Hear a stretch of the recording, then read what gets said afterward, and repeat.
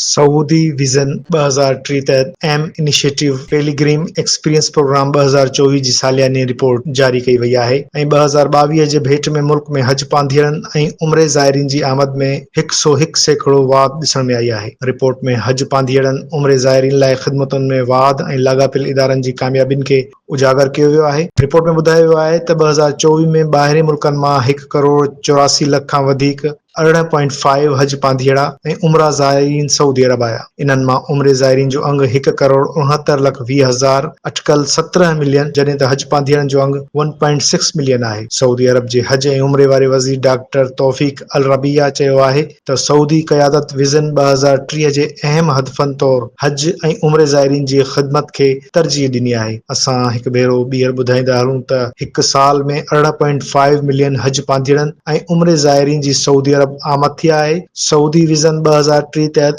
अहम initiative पेलिग्रिम experience programme 2024 जी सालियानी report जारी कई वई आहे ऐं ॿुधायो वियो आहे त 2022 जे भेट में मुल्क में हज पांधीअड़नि ऐं उम्रे ज़ाइरीन जी आमद में 101% वाध ॾिसण में आई आहे।